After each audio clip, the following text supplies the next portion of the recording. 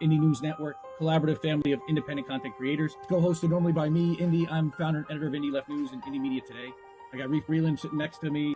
At Kennedy News. Is Andrew Rivera, I'm the handsome cynic. Politics is survival. My name is Jesse Jett. It's American tradition. What's up, Space Monkeys? Welcome to Political Fight Club. I'm Robert Durden. I mostly make art for INN.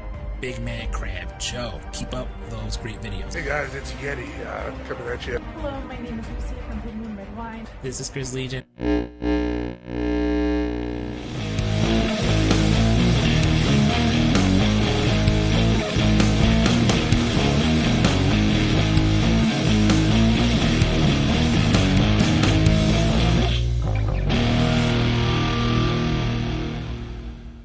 Keep fighting that good fight out there, guys. I'll talk to you later. Who are these people? Who are these people? A bunch of weirdos. That's who.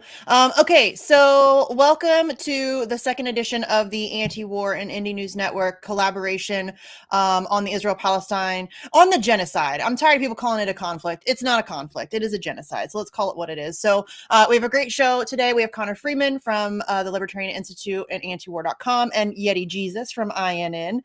So thanks for joining us, fellas. So really quickly, before we dive into the conversation, I have a couple quick things I want to get through. First of all, okay, hold on. First of all, let me just warn you that I have 9,000 tabs open. So if I fumble around looking for the right one for a moment, please just bear with me because that's going to happen. So first of all, I want to talk a little bit about libertarianinstitute.org is doing their winter fundraiser. Obviously, we'd like to support our friends over there. They do fantastic work. I say it all the time. I am not myself a libertarian. Doesn't matter. They do great work. They publish a lot of really great books, including Scott Horton's books, which are must-reads in my opinion. Also, our pal Kyle Anslone does a lot of writing over there. So please go, if you feel so inclined, check out the work that they do and make a tax-deductible contribution if you like what you're seeing over there. And then also at the very same time, hold on, tabs. I got tabs, lots of tabs. Where are you? Do. Seriously, so many fucking tabs. Oh my God. Okay, here we go. Antiwar.com is also doing their winter fundraiser. So head over there. They also do incredible and valuable work on the anti-war issue. Tons of amazing people over there doing great work. Seriously, I mean, just so much good work coming out over there. Also, Kyle Anslone does a lot of stuff over there. You guys know I love Kyle. He's on my show on a fairly regular basis. They also publish people like Ray McGovern. They've published Caitlin Johnstone stuff on occasion. I know many of the people watching are fans of hers. Scott Horton, obviously. Sam Husseini. I just had Sam on my show recently. I was very nervous for that one. Yeah, so go and check them out as well and make a contribution if you feel so inclined. And then also selfishly, hold on, back to the tabs. Selfishly, I am going to share, hold on, I forget who I had pulled up. I think it was Paula, where are you? Oh, come on. I'm sorry, guys. There's just so many of them. Why is it not coming up? Is it this one? No. It's up here, right? Did I not pull it up? Did I not? Oh, mother F. Hold on. Let me see. I'm sorry, guys. I have so many fucking tabs. It's not even. Oh, and I'm knocking shit over. Real professional show over here. I'll just add that at both the Institute and Antiwar.com, we have as regular columnists the two Teds, Ted Galen Carpenter, who was kicked out of the Cato Institute for being too good on Ukraine and against the American imperialism, and Ted Snyder, who is a regular columnist at Antiwar.com and the Institute. We got them both, and these are the guys who have been absolutely the best to read every week this entire time with this war in Ukraine. And they were the top two of my favorite writers before them, but just absolutely indispensable this entire time as we've been on the brink of nuclear war with Russia. There's very few websites that I check every single day. Antiwar.com and Libertarian Institute are two of them. I'm not lying. Every single day I check them at least once. So, okay. The news sections alone. Yeah, absolutely. Yeah, for sure. Yes. Yeah, for sure. Okay. So selfishly, I wanted to bring this up because Stella Assange tweeted out today. I guess I could have pulled up her tweet, but this was a little bit more more detailed from Paula here. My dear friend Paula from Boston. I love Paula. One of the baddest asses ever in the history of activism. She's amazing. I love her. So today it was announced House Resolution 934. I don't like the wording of it. I'm not going to lie. It's a little weird. It's a little weird. So the thing that I don't like about it is that the title of it is expressing the sense of the House of Representatives that regular journalistic activities are protected under the First Amendment and that the United States ought to drop all charges against and attempts to extradite Julian Assange. Now, I agree with that last part fully, entirely. No problems, no notes. My issue is with the word regular journalistic activities. You could have just said journalistic activities. There didn't need to be any kind of weird qualifier there. But whatever, it is another resolution in the House. It was introduced by Representative Gosar and then is co-sponsored by McGovern, Massey, Marjorie Taylor Greene, Representative Luna, Burleson, Duncan, and Ilhan Omar. I'm surprised that the other squad members who have been kind of okay recently on this issue didn't co-sponsor, but whatever. So call your representatives. I know it doesn't really make much difference, but it's just a phone call. It takes 2 minutes, so do it. Okay? All right. Good God, so many fucking tabs. All right, let me close a couple of these because I don't need you. I don't need you. Okay, I need you. Back to that wording you were talking about. It seems like they're almost leaving it open-ended so they can specifically go after independent journalists. Or irregular. Yeah. Irregular. That's why I don't like it. Irregular immigration. Yeah, I don't like it. I do not like it at all. It seems like that's a weird qualifier. Here we go. Okay, so it's been a couple weeks since we've done one of these. Obviously, a lot, unfortunately, has happened in the genocide against the people of Palestine. One of those things was the murder of Professor Rifat Al-Arir. I'm sure most of you have heard about this by now. Stop it.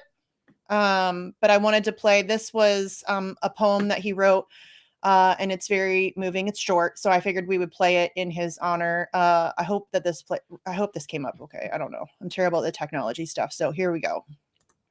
If I must die, you must live. To tell my story, to sell my things, to buy a piece of cloth and some strings, make it white with a long tail, so that a child somewhere in Gaza, while looking heaven in the eye, awaiting his dad who left in a blaze, and bid no one farewell, not even to his flesh, not even to himself, sees the kite, my kite you made, flying up above, and thinks for a moment an angel is there, bringing back love. If I must die, let it bring hope, let it be a tale.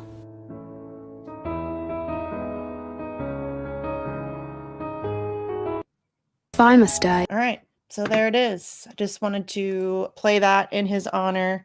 Very sad. I don't know. Connor, maybe do you want to talk a little bit about who Rifat Al-Arir was and why his death is significant? Well, I actually am not nearly as familiar as I would like to be with him. I know he worked with Electronic Intifada, which is a terrific outlet. And my understanding is he was in a school where he was sheltering and he was getting calls from somebody who claimed to be with the IDF threatening to kill him. And so I guess he went to his family home and then they bombed his family to death and killed him. So it seems like it was a targeted assassination of, from what I understand, was a heroic journalist who had traveled to America. And, you know, this is a guy who I think all of us probably would have liked very much. Like I said, I'm disappointed that I did not even know of him until he was murdered. But it's just it's just devastating to see this kind of thing happen. I know that one of the things that has been discussed is that he had made a joke online about some of the Hasbara on hyperdrive propaganda we've been getting about, oh, they put a baby in an oven and and he made some joke about how, you know, was it with baking powder or not? And I remember Abby Martin mentioning this. I just didn't catch the name on a podcast like a couple of weeks ago, saying how there was like a lynch mob online against this guy, and he was showing screenshots, I guess, because Barry Weiss and then that Zionist lunatic who runs the Libs of TikTok account were spreading this all around and using him as an, basically drawing all this horrible attention towards him.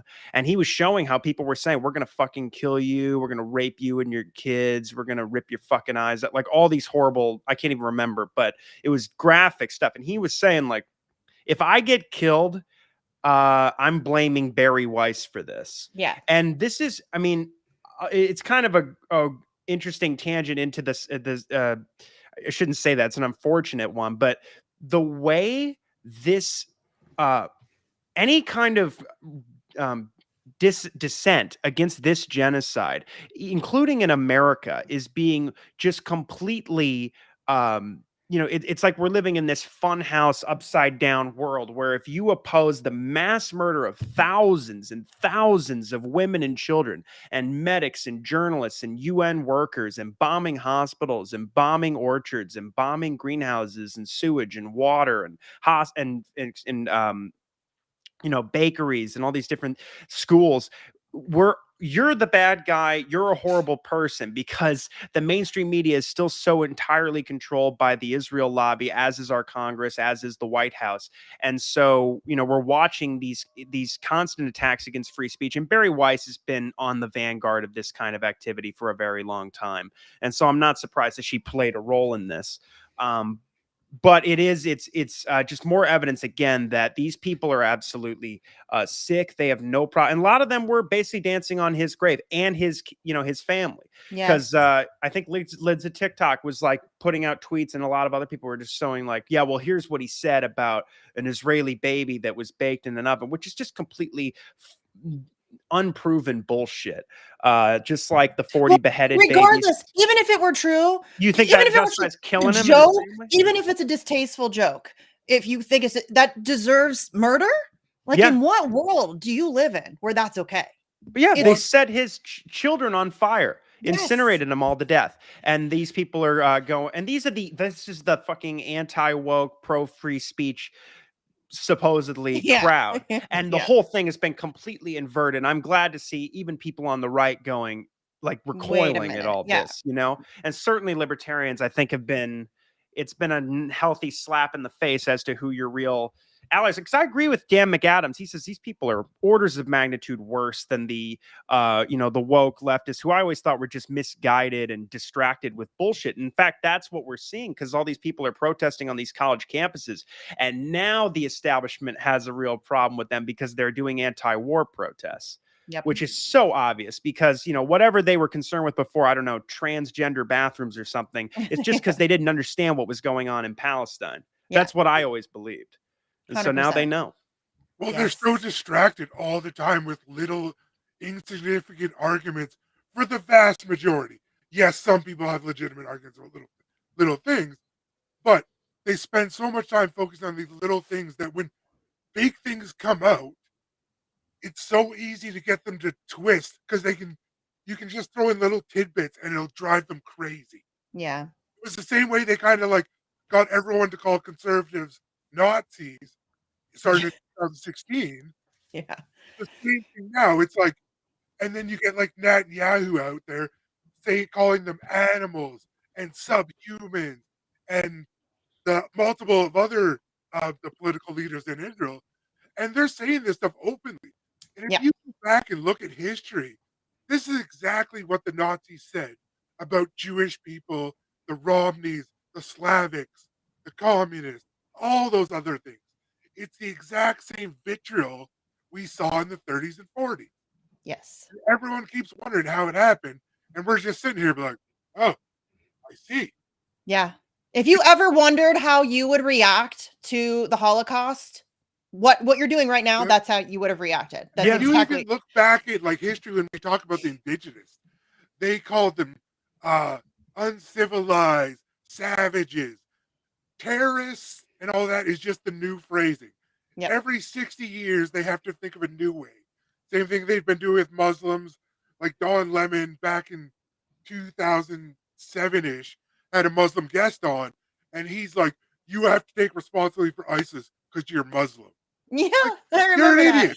That's like every Catholic Christian person be like, all right, we're taking credit for everything America does now. Right? I don't think you want that. No, Right?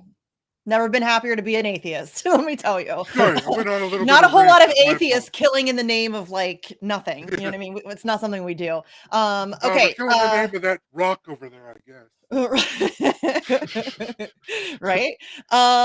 Okay, so yeah, I mean, Rifat al-Arir was a really significant voice for the people of Palestine. He was really highly regarded amongst their community.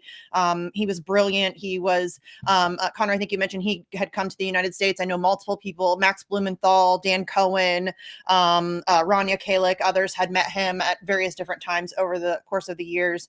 And I think that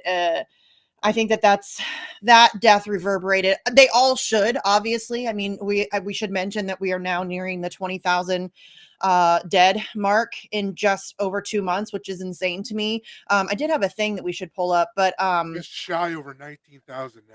yeah, and And it's 51,000 it's Unfortunately, we know crazy. it's thousands more than that. Yes, thank you. Oh, That's of what course, I was yeah. just Buried gonna under say. Yes. rubble and yeah. The death count, I mean, you had Biden saying that he didn't take the Gaza Health Ministry, the Hamas, he didn't take those numbers seriously. It's underreported, my guy. It is underreported. There's no question about it. First of all, because as Connor just mentioned, thousands of people are buried under rubble and they have no way, they have no machinery. They have, I mean, you've seen the videos of fathers desperately, energy sources. they have you see videos of fathers desperately trying to dig their kids out from underneath the rubble with their bare hands. They don't have the capacity to rescue people or to dig those bodies out. So there are thousands of people buried under rubble that are not yet accounted for. And also the reporting system, because the communications are mostly down. I mean, there really is, there's a fairly significant blackout on a regular basis. So just the different places trying to report to a central location, I think that that's also causing a very serious issue. But we should also pull up, I was talking and then got distracted. They can't even gather in large areas now because they keep hitting the refugee camps. So it's not like you can try and conglomerate nowhere is safe and help each other. Yep. You basically have to like hide. Yeah. Amongst you can't hide. Wait, I think we already knew it was getting genocidal, but I think it was a couple weeks ago when Herzi Halevi, the IDF chief of staff, came out and said, "No, we're going to turn this. The South will be subjected to the same level of the same kind of campaign as the North." And right there, you go, "Oh yeah, well then that's what this is. This is a genocide. This is an ethnic cleansing campaign, and it makes total sense why at the same time in the West Bank, like we're going to get to, they've killed almost 300 people since the October 7th. And they had already killed about 187 in the West Bank, including East Jerusalem, maybe more than that before October 7th. It was one of the deadliest years in Palestine. They'd killed well over 200. It was 220, more than 220 people before the 7th. That's why I love whenever some propagandist goes, well, there was a ceasefire before the 7th. That's just not true. And I mean, it's just absolutely horrible. And yes, I will just say, as far as the Nazi comparison goes and the Holocaust comparison, like you were saying, Misty, like you want to know how you would have reacted in the Holocaust. Well, Joe Biden would have been a Holocaust denier or somebody who would like facilitate it. He was saying, when he came out and said that stuff, that we can't trust the health ministry in Gaza because it's run by Hamas, which is like a new thing. If the State Department, the human rights groups, and the UN always, because they were subsequent after following Israel's mass slaughter campaigns that they were carrying out, which were not ever approaching this level of barbarism and destruction. However, they were absolutely massive and horrible and indiscriminate. And we can talk about that as well, with, tens of thousands of housing units and thousands of people killed, and blowing up, factories and schools and all these things. But, subsequent to Biden's statement, Kirby had to come out, and I haven't seen anything like this in my lifetime, I don't think, where he came out and said, we're supporting this war. Many thousands of innocent civilians are dying and will continue to die. Yeah. And so God bless America. And then we had a State Department official, the Assistant Secretary of State for Near Asian Affairs, I believe, who said that their numbers, the Gazan Health Ministry, those are almost certainly low estimates. Yeah.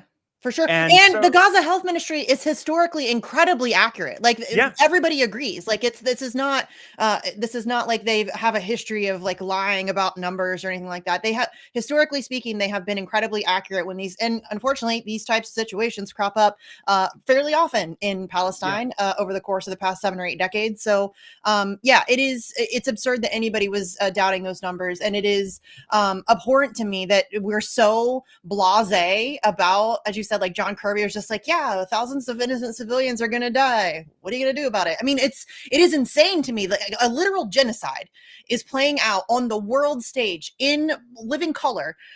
It's plastered all over social media and nobody's doing it other than Yemen, which we're going to get to. But Yemen is really the only one. I mean, obviously I think we're going to get to it, but before we take this off the screen, I just wanted to point out, because I think that this Mohammed Safa, who's great, he's a great follow. This, I think, when I saw this, it was striking. In Iraq, 31,000 child deaths in 14 years. In Syria, 12,000 in 11 years. And Yemen, 3,700 in 7 years. And Ukraine, 520 in 21 months. In Palestine, 12,000 in 2 months, y'all. 2 months. 12,000 kids, children. Like, I'm a mother. That is and I knew it was 12,000, but I think just putting it in context and in perspective with these other, I mean, unbelievably violent and horrific wars, and recognizing how, I mean, in Syria, 12,000 in 11 years. The same number of kids have been killed in 2 months in Gaza. That's crazy. I will from just, the IOC. Yeah.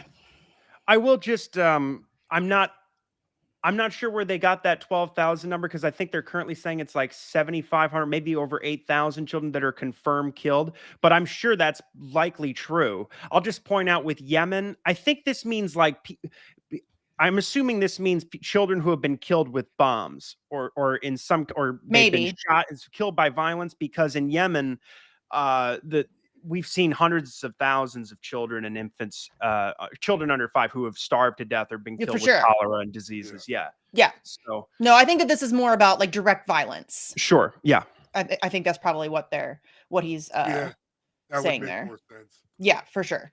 This war is unparalleled. And how many children and women that they've killed. I mean, 70% of the victims of this are women and children. Yeah. And it's such a short period of time, really. That's what's so staggering. It's only been 2 months. I feel like this has been, I mean, I know I'm overwhelmed by it. I know I've talked to other people, Caitlin Johnson, I've talked to other people who, it's a lot. Like, I had to take last weekend entirely off of social media. I did not log into Twitter a single time. I was like, I need a break. I can't see any more like videos or photos of dead babies. I just can't. I cannot. My mental capacity to take that in is at its peak. Like, I can't do it. And I think that that's a lot. And I'm worried a little bit about that people are going to be fatigued by it. And stop talking about it, and it's going to lose some of the momentum that I think the resistance has gathered. I haven't seen that yet. I think that we're still seeing plenty of protests and things like that. I just hope. But just by the way, a quick aside, y'all, blocking off a highway, it doesn't do shit for the people of Palestine. Not a good idea. It doesn't do shit. No. It makes me angry. It is so performative and stupid. If you want to help the people of Palestine, go do like the weapons manufacturers, like they were doing in the UK. Go do that. Go do that shit. Don't go block like school buses full of children on the highway. It's so stupid. It's like pouring shit on a painting at a museum. It does nothing. It does nothing. But I will say this. Go nuts on the college campuses, protest all day, every day. I'm down for that. But you don't want to, people are trying to get to work. You're just making people hate your cause and you. Yeah. It's almost like you might as well be working for AIPAC if you're doing that. It's and by the way, I pro shit. They have good intentions. Yeah, but it's fucking verging on that. Yes. And so, but I don't think it's going to wind down. I think that, I was, John Robb, who's he's sort of like he studies like insurgencies and these different network swarms and things on social media, and he's been covering on his Substack Global Guerrillas that just how Israel's propaganda front, excuse me, this chair is terrible, is just completely falling apart. they are getting killed in the PR war. There's no question about it. I mean, and he says he was talking to Scott on the Scott Horton show, I think like a week or two ago, and made the point that it's not just that Israel has taken this giant PR hit because people have never seen anything like this. If we had this much cell phone footage and camera footage in Yemen, I think people would have reacted a similar way. But Palestine, enough people know about Palestine, and the fact that I think it's also the fact that people have been sold such a bullshit story their whole life about what Israel is and what our relationship with Israel is in the world and how it's viewed. This is like a huge smack in the face for a lot of people. They're getting just completely, as the arch neocon Irving Kristol used to say, mugged by reality. But in this case, completely against his interests. And so, but Yoav Gallant, the genocidal defense minister in Israel, the one who said I believe it was on the 9th or the 10th when they announced the siege, and he said, these are human animals. We're cutting off food, water, fuel, electricity, and we will act accordingly. We're dealing with human animals. He just met with Sullivan in Israel and said that this is going to last more than several months. It's not going to stop. And then you have Kirby going, well, Sullivan asked him some tough questions. They always say that. Sullivan's asking real tough questions. No, he's not. Yeah, and then they go, but it's up to them. It's up to them when he actually said when they feel like it should stop, it should end. When they feel this way, which reminds me of Caitlin Johnstone's great point about this. It reminds me of my whole upbringing and just living in the post 9/11 era with Fox News and all that neocon garbage that was drilled into my head that made me. That's why I'm like I am now. But Caitlin Johnstone said this ideology, this sense that as soon as this happened on the 7th, we were just completely carpet bombed with this idea that, well, a bad thing happened to Israel. So now Israel has to commit a genocide until it feels better about itself. Yeah. And that really is what this is all about. That's why they have to keep going back to the 7th and making things up about mass rape that can't be proven and sending Sheryl Sandberg to the UN to do a publicity stunt and all this made up trash where Isaac Herzog, the Israeli president, goes, I found a copy of Mein Kampf in a children's bedroom in northern Gaza. I mean, sick serial killer shit. I mean, John Wayne Gacy had more dignity than these people. Right? Seriously. For sure. Yes, for sure. And in fact, what makes me so angry about, I keep saying this and I'm going to continue to say it. Every Israeli accusation is actually a confession. Everything that they are claiming that Hamas has done, they do regularly and have been for decades. The rape claims, how many times have we heard about Palestinian prisoners in Israeli jails saying that they've been raped? How many times have we heard? I mean, we were talking about it before the show, and I'm a little hesitant to bring up the video on this because I don't want INN to get dinged on YouTube because it is blurred out, but still there was an attack on a UN school and literal babies, women and children were killed execution style by Israeli forces while they were sheltering inside a UN school. That's not going to get any attention. 40 fake beheaded babies sure got a hell of a lot of attention, but actual dead Palestinian children who were executed, literally executed, that's no coverage. There will be no coverage of that other than Al Jazeera and independent media. That's the only people who will talk about that. And it is so gross to me, but that's every single time. Every time they accuse Hamas of doing something, I guarantee you Israel's already done it numerous times. Every single time. They're taking the play out of Joseph Goebbels' playbook. Accuse others of what you yourself do. This is textbook Goebbels. Very what he did, right? So like they're following the Nazi playbook. So 100%. They do such a great job, though. They do such a disservice to themselves, and they actually help our side when they, because it. I mean, you may still, I don't know if you still hear it from some of these Zionist propagandists, but they talked about the beheaded babies for at least a month or more. Yes, they still talk about it. Yeah, they still. And everybody knows it's a lie. So when they do that and then they call the people that question it anti-Semites, they're just making our case for us. Can you believe the level of contempt they have for you as an American? It's like when we did this veto at the UN Security Council on the ceasefire and the unconditional release of hostages on both sides. The thousands of Palestinian prisoners locked up without charges, political prisoners in Israel. And they said when the U.S. vetoed it, we sent our deputy ambassador to go, oh, this is divorced from reality, and a ceasefire that would just plant the seeds for the next war. Yeah. You had, I mean, people see that, and then Netanyahu goes, I want to thank the U.S. for your veto at the Security Council. Maybe one of the most shameless, if not the most shameless moment in our history. And they go, and he thanks us for it. And the American people are just supposed to pay up. Shut your mouth. Don't complain about our mass murder of babies and women, and just pay. That's your job, is to pay. And it's unconditional aid. So it's worse than taxation with no representation. I mean, this is just complete. You were like slaves for this war machine, and not just ours, but the Israelis. And and I will say this, I'm glad that, because everybody, especially a lot of libertarians, and I get why, because they have, an issue with leftists and whatever.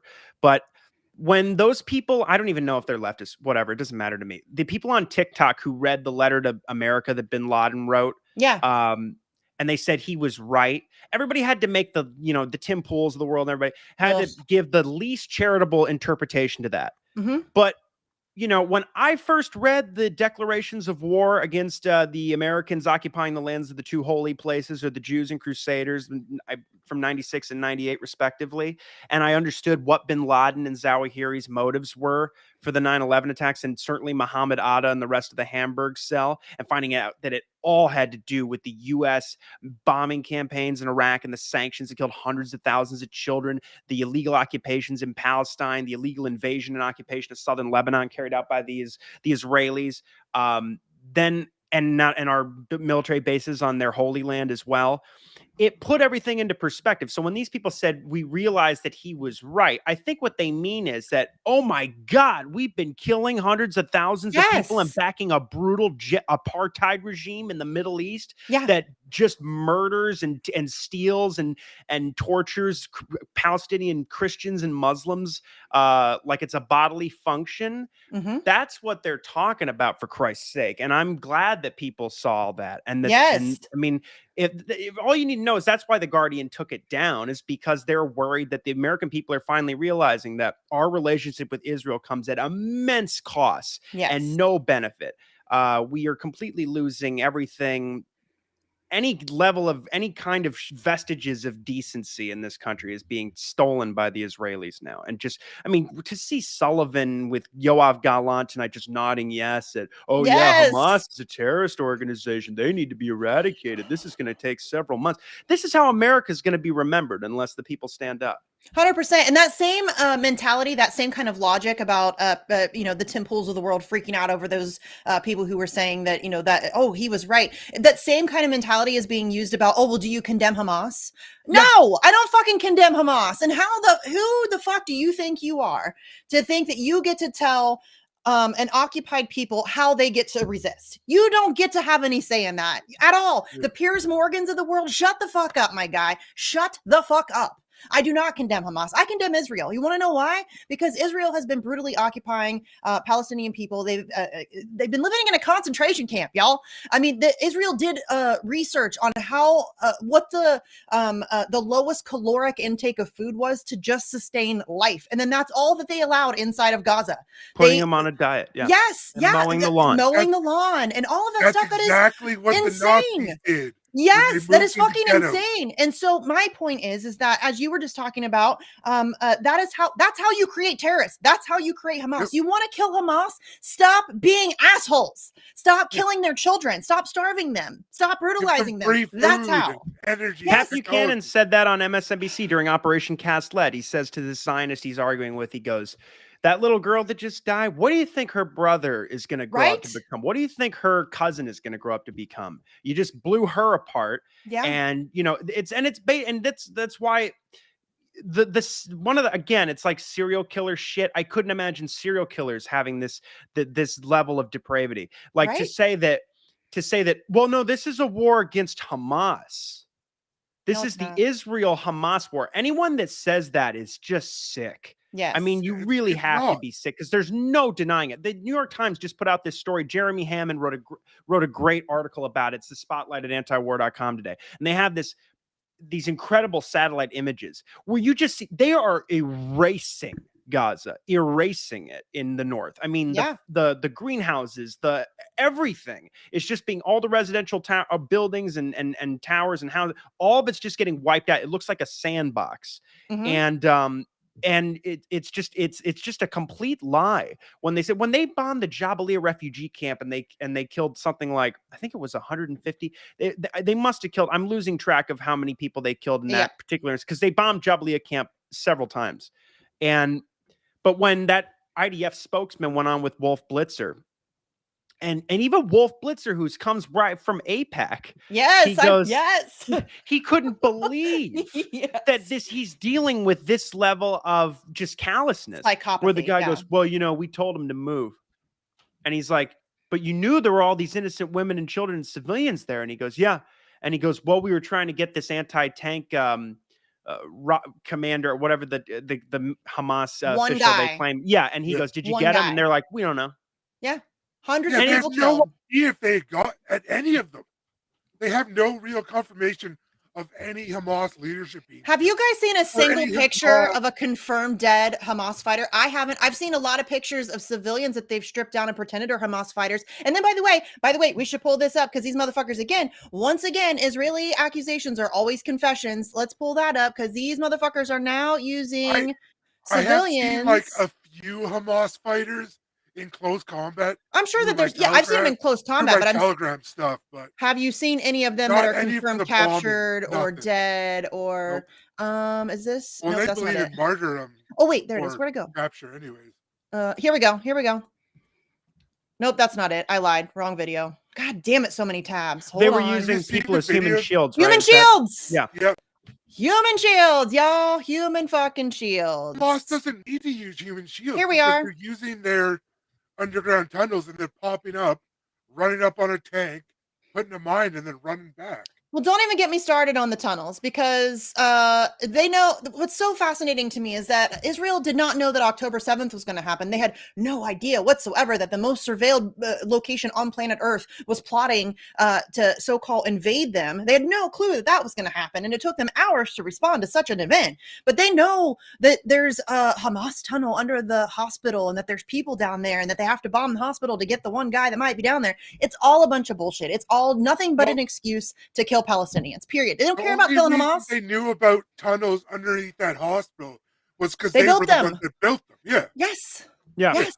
Yeah, under the El Shifa hospital. Yes. I just had Vanessa Beeley on my show today, and she said that Gaza is a city built upon a city because there is, and those tunnels are, it's not just the ones that Israel built in the 80s and 90s or whatever. Yeah. There's tunnels that have been down there for a very long time. And there's maps of them and people know where they are. And so the idea that, I mean, all of this, it's none of it, it's all a bunch of lies. It's all a bunch of bullshit for Israel to be able to justify a genocide. That's what this is about. It's about greater Israel. It's about controlling the Middle East. It's about controlling the resources. It's about controlling all of that stuff. It has nothing to do. Isn't there a bunch of oil right off the Gaza coast? There's a whole lot of there's the Suez Canal, and they want the Ben Gurion Canal, and there's a whole lot of shit going on. They've been talking about greater Israel for a very long time, and so the idea that this is about religion, it's not about religion. It has nothing to do with Judaism. It has the people who created Zionism were atheists, y'all. They're atheists. They were Europeans too. White yes, Netanyahu, not religious at all, and he's from Poland. Fuck that guy. Yeah. You know he's from Philly. Well, yes, but his people, his ancestors come from Poland. He's not even like from. Well, yeah, but Naftali Bennett's from California. Yes, I mean, these people, they live amongst us. This is a sick, barbaric society that Americans should have absolutely nothing to do with. That's why BDS is so important. As a libertarian, I'm not for sanctions or anything, but I'm not shedding a tear if the regional countries or Europe decide to impose sanctions or some kind of economic blockade on Israel to stop this madness, because the US sure won't. And I'll just say that they have been so aggressive in just this year, just since Netanyahu came back. They doubled the airstrikes in Syria, which were already occurring regularly at a nearly weekly rate. He was launching drone strikes in Iran in January. They bombed Lebanon in May during their earlier bombing campaign against Gaza in May. They were sending, during the week of Ramadan, IDF and police into the Al-Aqsa Mosque to beat the living hell out of women and children and elderly people for days. They were going into the Jenin refugee camp in July with 1,000 troops, I believe 150 armored vehicles, Apache helicopters, drones. They were doing airstrikes against a refugee camp in the Gaza Strip. They killed like 12 people. I believe 5 of them were children. Sent in bulldozers to tear up the roads and the electricity and water networks. Just I think it was September. I wrote a thing about this during the for Antiwar.com. David Barnea, the Mossad chief, he gives a speech in September it might have been at the end of August. He goes, "We are going to carry out another assassination campaign in Iran, in the heart of Tehran. We're going to carry out another assassination campaign," because in 2022, they were carrying out like an unprecedented streak of assassinations, killing, an IRGC colonel and killing aerospace engineers, and carrying out drone strikes left and right on these different military facilities and drone factories. And of course, the attacks throughout 2021 on Iran's nuclear infrastructure, which they do, these sabotage attacks to prevent negotiations, to provoke a reaction, to cause all kinds of, this policy against Iran has just been so off the rails because the Joe Biden administration has just been greenlighting everything that Israel does, saying if you attack them and you start a war, we'll back you up. And Trita Parsi, who is like the expert in the United States on U.S. Iran policy and its relationship with Israel going back decades, says that Biden is unequivocally more hawkish on Iran than Bush, than Obama, than Trump. So we're in a horrible position. This guy is Israel's man in Washington. He's been known as that for decades. He received more aid from the Israel lobby than any other senator. I think he's gotten like twice as much money as Chuck Schumer, who's the Senate majority leader. It's just, it's crazy. It's sick what's going on. And so, but I will say this, because of what's happening, because people are seeing this every single day, and I think they're being completely, I don't think they can look away. I don't think any of us really can. No. Because you certainly know it's happening. Even if you take a weekend off, it's happening. You can't shake that reality. And we see it in the polls, because like 49% you see in all these different, whether it's Reuters, Ipsos, or Data for Progress, it's like sometimes 49, sometimes 50, sometimes 56% of Republicans that they want a ceasefire. They want the U.S. to call for ceasefire. And they're talking about, if you break down the Data for Progress polls, it's pretty huge numbers of Republicans, like approaching 50%, that are saying, no, we need to impose conditions on Israel's aid, which sounds like nothing to us, but it's a big deal for Republicans to feel that way. Yeah. Because they just can't, no matter what Sean Hannity or Ben Shapiro yells at them, they go, no, I can't do this. I can't continue killing all these women and children. We have to set some fucking limits. Yeah. And that's incredible. That really is, because people are finally seeing what the hell Israel is all about. Yeah. And and that's to the great credit, by the way, of the unbelievably courageous journalists on the ground in Gaza. They are our eyes and ears. Without them, none of this information gets out. And listen, they are being targeted. There is no question about it. I think we're up to like 87 or 88 journalists who have been killed, and that's not just them; that's also their families. And they're going to continue to be targeted and murdered. There's no doubt in my mind. They don't want this kind of information to get out, especially now that they see that they are losing the PR war, for sure. There's no question. And so I think that's, I actually have a video. We can play it if you guys want. I think it's only it's like 5 minutes long. We're running a little low on time. I'll just tell you where to go to Gray Zone. Jeremy Lafredo was just on the ground in the West Bank. Check out all the stuff that he's done. I think he's got like a 30-minute-ish documentary type thing up at the Gray Zone. You can also go to Jeremy Lafredo's Twitter page, and he's got different like clips up on his page. I wish I had time to play them all for you, but please go check that out. It's great that he went, and I think that's fantastic. But also on the Gray Zone, they have Gaza journalists discuss Israel's media massacre and the Western silence. So I think it's two different journalists who are discussing, watching their colleagues be murdered in front of them sometimes. And, the absolute frustration that they feel that where are the journalist organizations? Where are the free speech organizations? And now some of them, to be fair, have spoken out.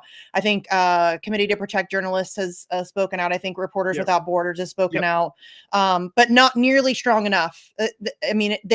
It's as an Assange person, I'm very used to this feeling. It's very frustrating when they are not bold enough and they're not strong enough in their condemnation of what's happening to the journalists on the ground in Gaza. So, and not just Gaza. I need to stop saying Gaza, the West Bank, Lebanon. They're killing journalists in Lebanon as well. People can go to Libertarian Institute. Kyle Anzalone, my partner, just wrote this great piece. Joint investigation finds Israeli tank shell killed journalist in Lebanon. And it's all about the joint investigation by Reuters and AFP and Amnesty International and Human Rights Watch that on, it's October, I believe it was on October 13th, an Israeli tank murdered a videographer for Reuters. Yeah. And they were firing at people who were clearly marked as journalists with the helmets and the hats, just like in the Great March of Return, where they were specifically targeting journalists. This is what Israel does. They blew an American citizen, journalist, a Christian woman, Shireen Abu Akleh, was the voice of Palestine for 20 years, worked for Al Jazeera. They blew her face off outside the Jenin refugee camp with a sniper rifle. And then they attacked her funeral. Yep. Yeah. Then they attacked her funeral. And her home and in the hospital. The whole thing was absolutely disgraceful. And they then Biden Israel. went over to Biden, and that's who Biden is. Biden went to Jerusalem. I only say that because I never say it in the context of as their capital, but in this case, that's why Biden went there, because America has decided that Jerusalem is the unified capital of Israel, so it must be true. So he goes there and he hugs Netanyahu and tells, or excuse me, I guess it was Lapid at this time, but he said that America's relationship and ties with Israel are bone deep. We make no mistake about it. No ifs, ands, or buts. So saying, fuck this American citizen who just got shot in the face. And that's what this administration and that's what Congress thinks about us. That if an Israeli citizen murders us, or Israeli soldier snipes one of us and shoots one of us in the face, like Shireen Abu Akleh. This is an American citizen. This was out in the open. This was a huge story. Everybody knew about it. And to have the president just walk over her grave like that for domestic politics is just disgusting. It is disgusting. It is, and it makes me angry. Horrific to see. And like you said, it's not a new thing for Israel to be targeting journalists. No, they've been doing it for decades. But I remember, as somebody who genuinely loves journalists, and I don't mean like bullshit paid propagandists like Rachel Maddow and Chris Hayes and all that stuff. I mean legitimate journalists. I mean people like Vanessa Beeley and Eva Bartlett and John Pilger and Robert Perry and a whole host of people. Chris Hedges. I disagree with these people on some things, but these are people who go into, like Indy today on Twitter tried to equate me to Vanessa Beeley. I'm some dumb chick in Ohio who sits in my basement and talks to a screen. Vanessa Beeley goes to literal war zones and covers it. I don't do that shit. There's no comparison. There's zero comparison there. None. That's why I told Vanessa, she was on my show today, and I'm like, people will try to call me a journalist, which is absurd on every level. At best, I'm a commentator, and I refuse to label myself as a journalist because I have far too much respect for that profession. I am not a journalist. I will never be a journalist. I'm just some loudmouth bitch from Ohio. And it is, it's devastating to me to watch these, and the journalists in Gaza, in Palestine, are so unbelievably courageous. They know what they're up against. They understand that they are being targeted. They refuse to leave. They're staying. They're documenting what's happening to their people. Oftentimes, we saw with Walid, what's his name? Dadoud or something like that. Dude's family was murdered, and the next day he went back to work, y'all. He said, we do what Palestinians do every morning. We wake up and we teach the rest of the world about life. Yes. And it's true. Yes. And that's that Anthony Bourdain quote that I've always loved, which he says, when you travel around the world, you realize two things. One, almost everything is made in China except courage. That's made in Palestine. Yeah. Oh, Anthony Bourdain. I miss him. He was really cool. I like cooking. I love him. And then just after I found out how he was after, I was like, oh, I love him more now. When Kissinger died, I took a shot for Anthony Bourdain.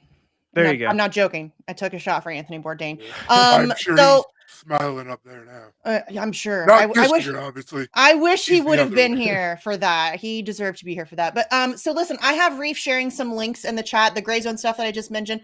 Also, there's a video from Jan Fran, who currently hosts Question Everything on ABC on the ABC in Australia. She did a great 4 or 5 minute video where she discusses the way that Israel gains control over the media. She's talking about journalists in Australia, but this applies across the West in general. They do these sponsored trips to Israel where they kind of wine and dine you and all of that stuff. And it's a very informative video. And especially if you're from Australia, her video is particularly interesting. So definitely check that out. We are just running out of time, so I'm trying to get through some stuff. So Reef is sharing those links. Please go check them out. Let's talk about Yemen really quick before we run out of time, because God love Yemen. Good God, y'all. Nobody else. Yemen is out there doing more than anybody. And Yemen has its own shit, y'all. We know they've been dealing with their own shit for a very long time. And they are, okay, so they are currently forcing, you see this map right here? Okay, you see the Suez Canal kind of right up there at the top? It's got a little circle around it. Normally, Israel would be able to go right down here, past Yemen, over this way, right? Nope, they can't do that anymore. They got to go all the way around. All the way around. They have lost billions of dollars already. They just started this.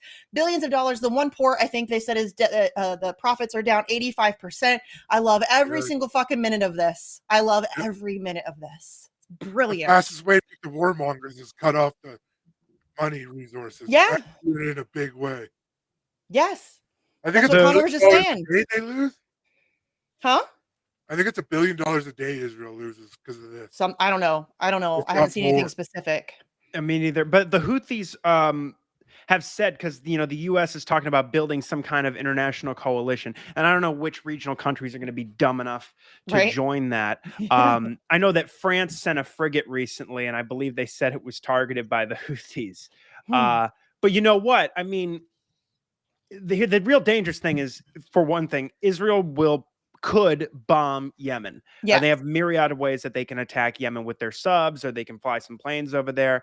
They have missiles they could fire off, but they, they're warning that they will. I think it was Shaki Hanegbi, the former settlement minister, Lakudnik, who's now the national security advisor to Netanyahu, was threatening that we will effectively deal with this. We'll give the world some time to figure it out, but we will not be subjected to a naval siege. And in the meantime, the White House is going, oh no, don't do that. We will deal with the Houthis. We don't intend to strike them yet. But what's really worrisome is there was this piece in The Guardian recently about how this peace deal that's been drawn up between the Houthis and the Saudis to finally come to a resolution to lift the blockade fully and to see that civil servants are paid their salaries, which is the first phase of this apparently 3-phase deal. The details haven't been disclosed yet. And Dave DeCamp at antiwar.com has a write-up about it. I'll pull that up yesterday from antiwar.com. But yeah. The Americans are going to look at, remember when Trump was just about to leave office and he declared the Houthis to be a foreign terrorist organization, which was effectively like saying, we're going to starve hundreds of thousands of people to death. I mean, it was a death sentence for this civilian population of northern Yemen under Houthi control, which is about 70 to 80% of all the people there. And this is a war where the UN said by the end of 2021, a conservative estimate was that 377,000 people had already been killed. More than half of them were children under 5 and babies, from the blockade and just the complete leveling of all the civilian infrastructure. So there's been a ceasefire that's held relatively well since April between the Saudis and the Houthis. There have been no cross-border attacks. The Saudis don't want the U.S. to bomb the Houthis, but this shit that Biden is talking about, that the White House is talking about, by declaring the Houthis to be a foreign terrorist organization, which they rescinded that measure after Trump did it, is pretty early February, I believe, in the first year in office. That and extending New START are pretty much the only good things that this administration has done. Then, of course, they backed some of the worst bombing during the whole war later on in early 2022 and late 21. But if they do that, it'll destroy the whole peace deal between the Houthis and the Saudis. And there's no telling what could happen then. And we are basically being blackmailed by Israel with their nuclear weapons, which make all of our aid to them completely illegal since the 1970s, since Senator John Glenn amended the foreign assistance laws. Every bit of this whole relationship with Israel is illegal. Yeah. They have somewhere between 80 and 300 nuclear weapons. That's where most estimates range from. And if they provoke this war with Hezbollah, which is the Axios has reported that the White House is concerned, they're going to do that deliberately to get the U.S. drawn in directly. Or if they do this attack on the Houthis, we could be looking at a much wider war, because I know Iran doesn't want the Houthis to escalate. They haven't been arming them this whole time against the Saudis like all the propaganda is. Gareth Border debunked all that.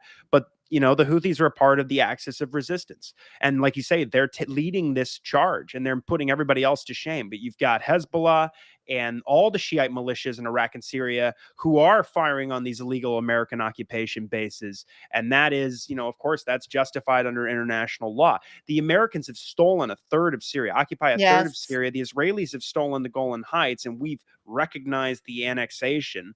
We're stealing all their oil and wheat resources. And like I said, Syria bombs their country every week. And of course, our NATO ally Turkey is occupying land up in the north. And so, you've got some very angry people out there. But all these different groups are going to converge, of course, with the Quds force at the top, with the way the axis of resistance works. And if this jumps off, if Israel wants to really drag the United States in, we could be looking at a war with all of those groups. And it would be a war between the U.S. and Iran, which could dwarf all of our post 9/11 wars, which the Cost of War Project at Brown University says conservatively killed or led to the deaths of 4.5 million people. Yeah, easily. Yeah. Yeah. And I just talked I had Vanessa Beeley on my show today. She's based in Damascus, and they get attacked in Damascus. She said it usually 2 or 3 times a week. She even said, you may hear some Israeli rocket fire while we're on the show. And I'm like, my heart stopped a little bit. And I'm like, well, okay. I don't know how to respond to that, but okay. But yeah, and I think that, listen, there's been a lot of complaints from people that other Arab countries are not doing enough. They're not standing up. Listen, that's what Israel wants. That is exactly what Israel wants. And I think, in my opinion, and we talked about it today, they have to be strategic here. They can't just go in guns a-blazing. That is exactly the situation that would launch what Connor's talking about, where that would just be a kickoff to legitimate World War III. I think that personally we are already in World War III. Yeah. As Marshall McLuhan said, World War III is information war. I think we've been in that for a long time. But I think that would be like a legitimate, like, hot World War III. And I think that's exactly what Israel wants. They want to create greater Israel. That's how they go about doing it. So I don't fault them for being, I think that they've made, like Nasrallah was very clear. He made very strong statements. I think they're just being strategic. I think that they're weighing their options and being very careful about how they go about the situation in general. So I don't have any complaints about that, but kudos to Yemen though. I mean, Jesus, wow. I think you're right. They're kind of doing remarkable, the courage. did, whereas they're kind of just holding back a little bit. Yeah. Because even like Russia's now starting to put it on in advance. So yeah, no, Russia was listen, I said that the whole time. Everybody was talking about how Vladimir Putin was this insane madman who woke up one day and decided to invade Ukraine. No, my God, listen, and I'm not a Putin fan. I don't like any world leaders. I think they're all kind of psychopaths. You can't reach that level of power without being kind of a psychopath. And he's not a good guy. There's no question about it. But dude was incredibly patient. I mean, for 8 years, for longer, really, but for 8 years, they were warning us, listen, you better back off. You better back off. You better back off. You better back off. I will just say this, the Israelis, and particularly this government and that society is legitimately crazy. Yeah. And they're genocidal and they're completely, they might as well be an alien civilization. I don't think the American people truly understand the social psychology over there. Yeah. And if we do, I mean, I would love to see the U.S. cut all ties with Israel, or support an economic blockade, or not veto or even abstain one of these resolutions. But if we do the right thing here, I mean, there's nothing they won't do. Like I said, they're blackmailing the whole world with their nuclear weapons. Their clandestine nuclear weapons arsenal. And so that's why everybody has to be very careful about this. The Houthis have, the Yemenis have been through absolute hell on earth since 2015. And even before then because of American foreign policy. But they've been subjected to a genocide. for all this time. So the courage there is just absolutely remarkable and beautiful in a way. But I would just say that the Israelis are, I mean, this is very unpredictable. I mean, it's nothing. This is, and they're crazier than the Americans. And Biden is tempting a 3-front nuclear war with his Asia pivot taken to this completely unprecedented level in the buildup for war with China. What we're doing, he's trying to get $60 billion to continue fueling the war in Ukraine for another year. And then this war, which could go nuclear in the Middle East with this unconditional support for Israel. He cannot lessen his support or can add any conditions on what we're doing with Israel right now, because they are completely beholden to the Israel lobby, both sides. And if Donald Trump got in, it would be the same, if not worse. And we're between a rock and a hard place. There is no presidential candidate who is not fully supportive of this campaign. No. I mean, I just saw Marianne Williamson, that lunatic idiot. I wasn't going to talk about it because fuck that bitch. But I mean, she's awful. But They're all awful. Kennedy, all of them. It's just disgusting. They're all. You have no to options. be fair, Jill Stein, great on Palestine. Cornel West, great on Palestine. They have no shot in hell, but they are both great on Palestine. But Thank also, you for correcting me, because I just completely wasn't even thinking of them as like viable. Because they don't get any coverage. They're I mean, I hate to say it. I really like Jill Stein. I've met her. She was a speaker at an Assange event I did. I really like her, but she is irrelevant. She has no shot. But I also want to point out too, because somebody, I forget who said, I don't know, it looks like they're just strategically allowing their people to die. Do you want more people to die? Because that's what happens. And also Hezbollah has said, we will jump in. We are more than willing to jump in. But they have asked Hamas and the other resistance groups, which, by the way, Hamas is far from the only resistance group in Palestine. There are like something like 17 different resistance groups, socialist, communist groups. There's a Christian group. There's a bunch of different groups. It's not just Hamas. But they have said that we will, if you want us to get involved on the ground, we will get involved on the ground. And Hamas is handling their business on the ground. The only way Israel can fight is in the air. When it comes to like actual urban warfare, they are losing. I think that they are grossly misrepresenting and underreporting the deaths of Israeli soldiers. I think that we've seen some of the videos of Hamas resistance fighters, like hand to hand on the ground. I think Hamas is handling their business, at least from what I'm hearing from people. There was just a report in Middle East Eye about this, and the Israelis just make up numbers. Oh, we killed 7,000. Yeah. We killed 6, 5, 2, something. We only lost 4 soldiers. No, they've lost a lot more than they are. Very small teams. Yeah, they are definitely underreporting. They use small teams, and they get in close. Yes, and they pop up. They know the territory so well, and so their strategy minimizes their casualties and maximizes the Israeli casualties. Absolutely, and they are grossly underreporting their Israel army isn't too bright. They congregated in one building at one point, and then Hamas just blowing that up. Well, they're used to just being able to, launch rockets and watch from a distance. They sit on the hillside in Sderot on their lawn chairs and watch Palestinians get bombed to death. That's the extent of their courage. They're disgusting. But yes, I think that Hezbollah. I think that people are very closely monitoring the situation, and I think if it gets to a point. For sure, I think Hezbollah is ready to go. I think that that's been made clear. I just think that you have to be careful in a situation like this. Yes, people are dying, but if they go in all guns a-blazing, the entire region is then at risk of mass slaughter, like nothing we have ever seen. I think. Yeah, exactly. You don't want to set that. You don't want that.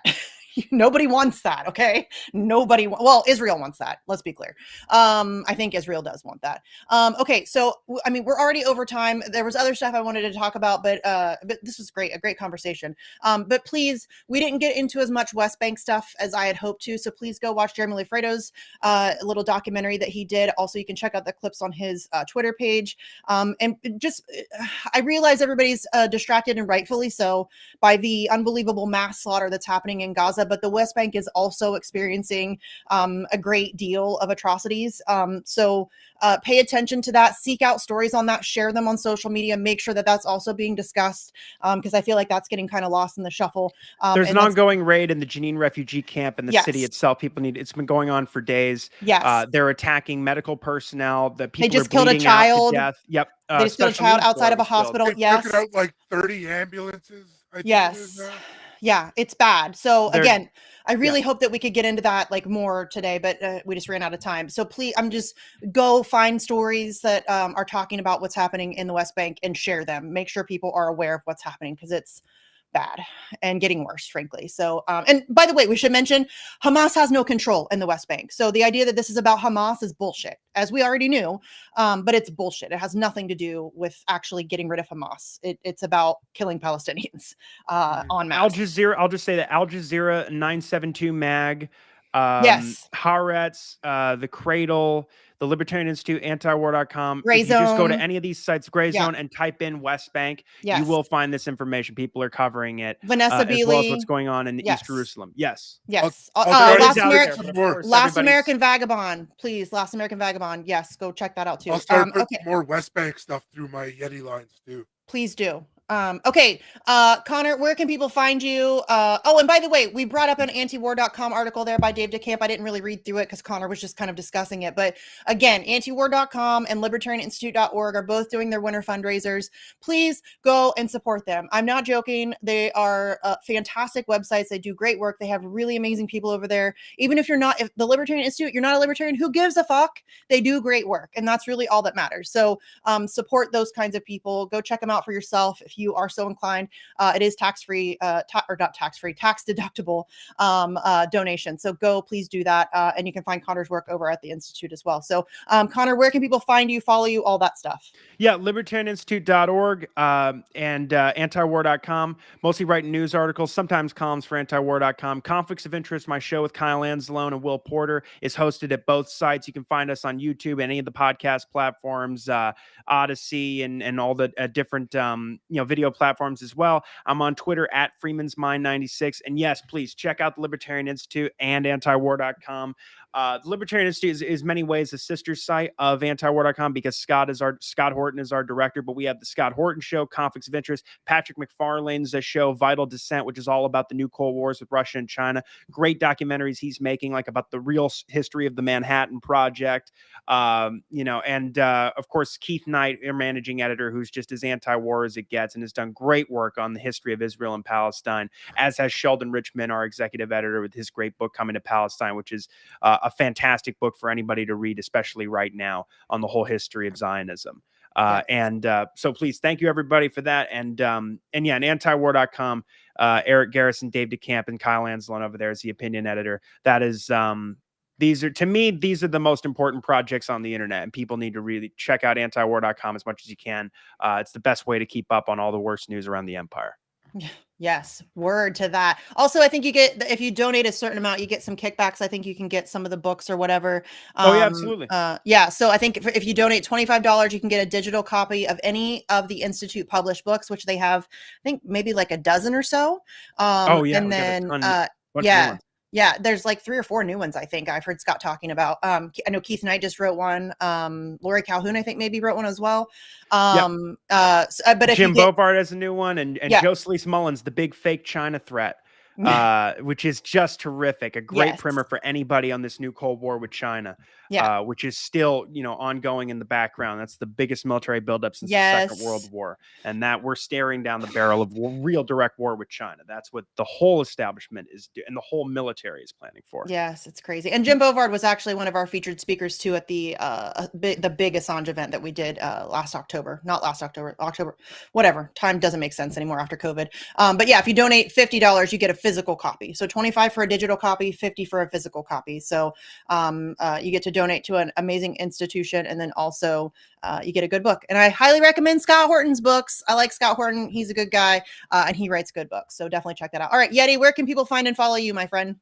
You can find me on Twitter at Yeti1181. You can also find me on Substack. I'm writing my articles on gardening. Also on Telegram on the Yeti lines, where I've been doing Russian-Ukrainian translations to English since the start of the war, which I have to spend a little more time to do it. Like you said earlier, sometimes you got to take a break because it's just too much. Yeah. Like, that's a lot of death. I gotta It is. So, and then, yeah. And then I'm on INN videos.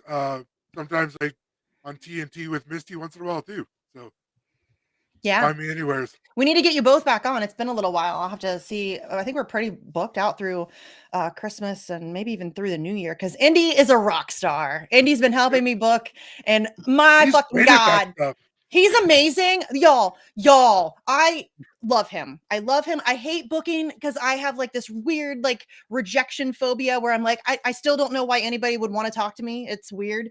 And so like I'm always like really I hate asking people to come on my show. I'm always think I'm bothering people, and he just does it. Like I'll just look at the calendar and it's full, and I'm like, that's amazing. So yeah, Indy's a rock star. Everybody go give Indy some love because I love me some Indy.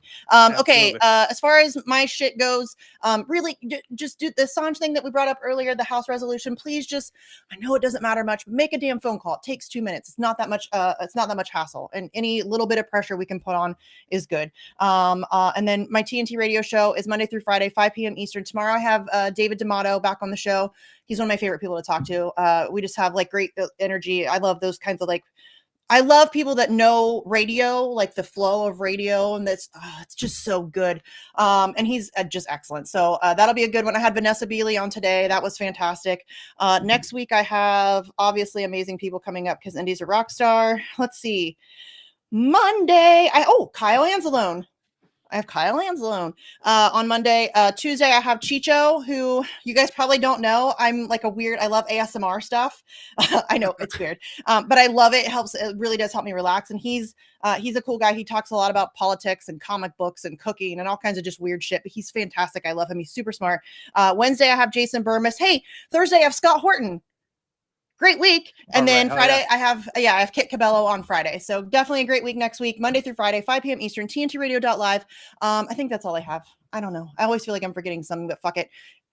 I tweet all the time. You guys know where to find me. Okay. Thank you guys both for coming on. This was a great conversation. I'm sorry we didn't get to everything that we planned, but I think we got through a lot of stuff. So I'm not sure if we're doing one next week. We'll see if we have anybody planned. I don't think we do yet. So we'll see what we can pull together, and just keep an eye on this page and on Twitter and stuff like that. And we'll let you know when it's coming up. All right, y'all. Thanks. Love you. Thanks for being here. We'll see you next time. Bye, guys. Thank you, Misty. Thank you, Yeti. Thanks, guys. Connor, have a great day.